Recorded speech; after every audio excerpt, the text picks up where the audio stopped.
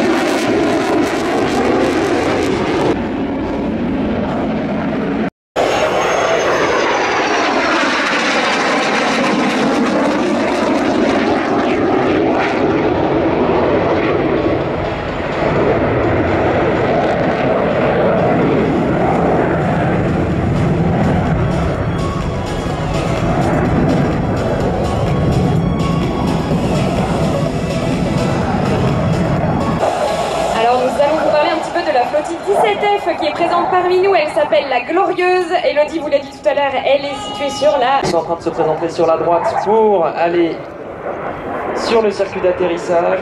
1+1+. Tenter un spectacle aérien, c'est ce qui s'est passé exactement pour nos amis les marins du ciel et c'est ce qui va se passer d'ici quelques minutes seulement. Un meeting aérien, je tiens à le rappeler avant que nous entrions vraiment dans le vif du sujet, c'est surtout de nombreux bénévoles qui ont œuvré pendant des mois. Qui a arrivé pour la première fois les deux arguments principaux de la mission commerciale, à savoir confort et sécurité. Sur quoi cet avion qui a déjà décollé, regardez sur votre droite, il est parfaitement tourné, parfaitement volant, il va être accompagné de deux missions. Je parle évidemment du réglage sécurité.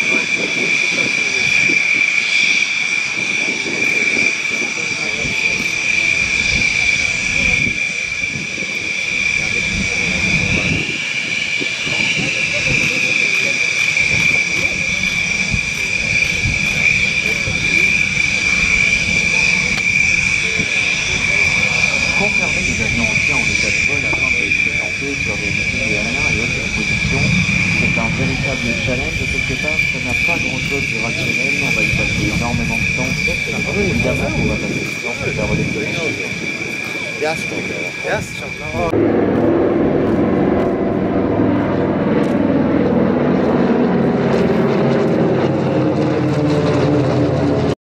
Formation Team DC3, Beach 18 et un troisième Beach 18 derrière, des avions d'un autre temps. Des avions qui se pilotent de façon tout à fait différente. Commençons par le Beechcraft modèle 18.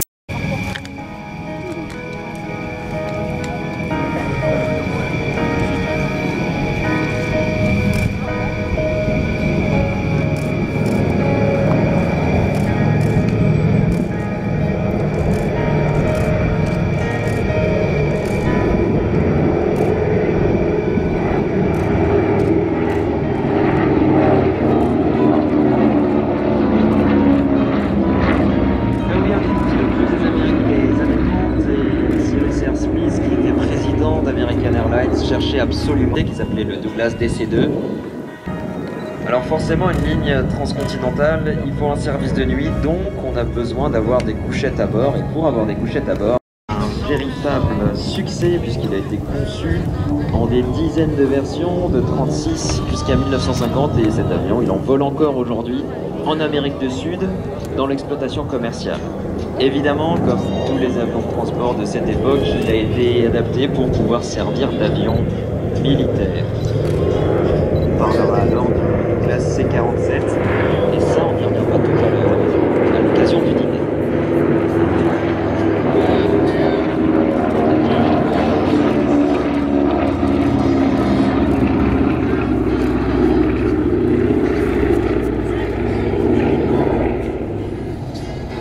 C'est lui qui en parlait si bien. Non, on vole parce qu'en volant, on s'élève, déjà. Ensuite, parce que regardez toutes les religions, toutes les croyances, il n'y en a pas qui placent le paradis, le bonheur absolu, et qui placent ça ailleurs. Personne ne rêve d'aller finir à toutes les croyances, peu importe les modalités par chaque croyance. Il t'a dit rock'n'roll.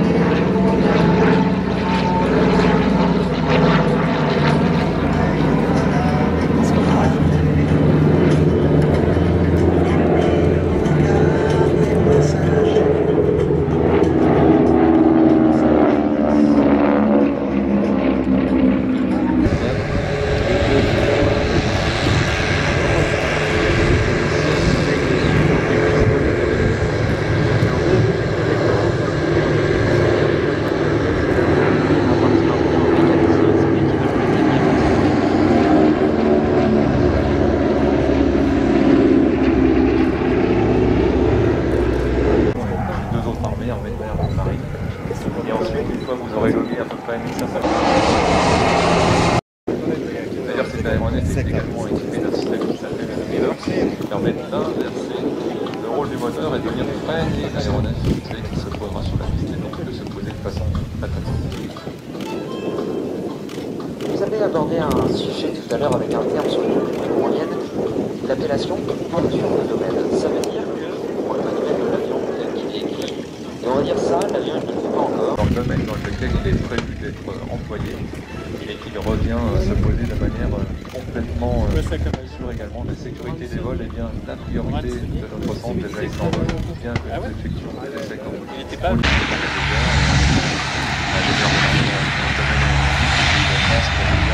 c'est pareil pour passer nos projets de pilote qui permet à la fois d'être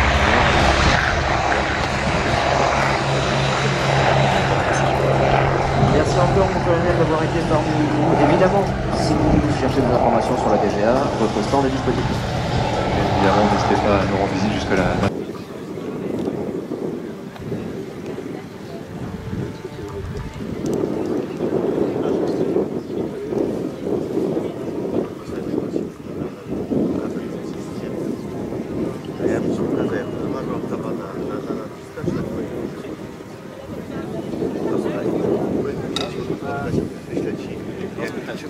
Et donc le siècle sur rock'n'roll en 1935, un moteur qui deviendra iconique, le moteur Rolls-Royce Merlin, Un moteur facile à construire, facile à réparer. Une véritable légende de la Grande Guerre puisqu'il aurait équipé des avions les plus prestigieux, dont un fameux Lancaster, Honor et Spitfire. D'ici quelques secondes, ces avions vont arriver et vous allez voir, ils vont voler en patrouille exactement comme ils le faisaient pendant la Seconde Guerre mondiale. Deux avions, un qui est biplace et l'autre qui est monoplace, et surtout on va se délecter de la mélodie sonore des deux cylindres qui élèvent chacun des appareils. Je vous propose que le premier qui les voit lève la main, parce que pour l'instant, moi non plus, je ne les vois pas encore.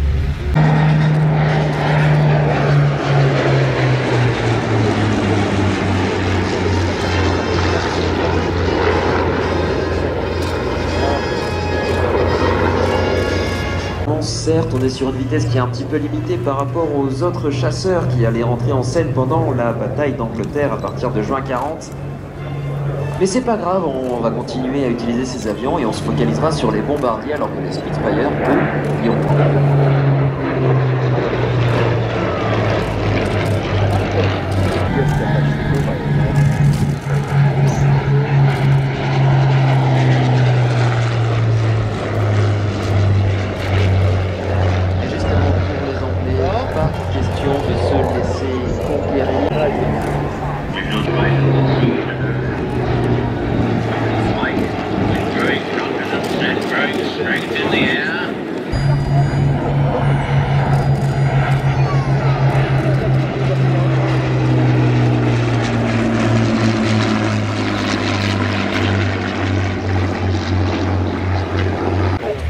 Cela dépendait de la situation politique, puisque demandé par leurs états-majors.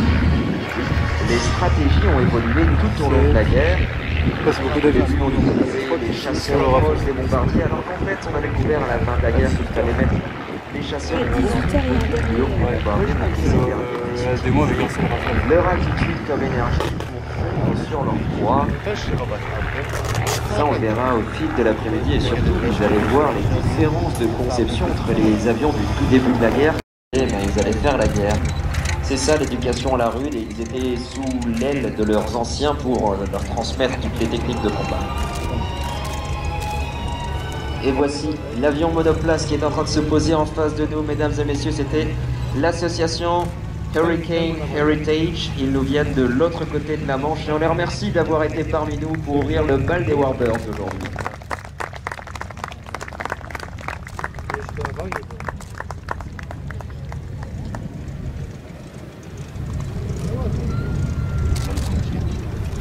Version civile, un avion que l'on connaît très bien en France, surtout pour les amateurs de voltige. Je parle évidemment du Cap 10. Et pour en parler, encore une fois, les deux enseignes de vaisseau Aurore et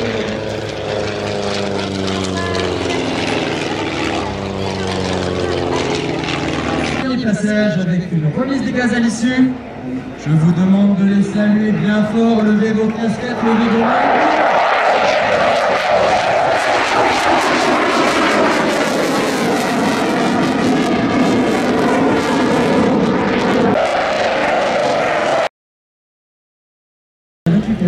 Des usines françaises pendant la Seconde Guerre mondiale. On a un de ces avions qui s'appelle le Morane-Saulnier, souvenez-vous. On parlait tout à l'heure de la maison d'aviation Morane-Saulnier. Le Morane-Saulnier 505, qui se présente face à vous, on l'appelle habituellement le Criquet. Grâce à ses grandes pattes qui lui servent de point d'atterrissage et les petits sauts de puce qui font devant les lèvres et une spécificité incroyable. Un avion qui essaie de se comporter comme un hélicoptère, on se pas souvent et il fait presque du son. Et puis on le reconnaît avec son moteur en étoile, regardez, les cylindres qui composent l'avion et son moteur en temps réel par le vent. Et derrière, on a le Chrysler 156, cette fois le moteur est enlevé. On a un capot qui entoure le moteur et qui va permettre à l'avion de se sustenter. Et là, attention, on va très lentement. De l'assaut, faut savoir qu'on est capable de voler extrêmement lentement. On peut se poser en 20 mètres et décoller 35 secondes.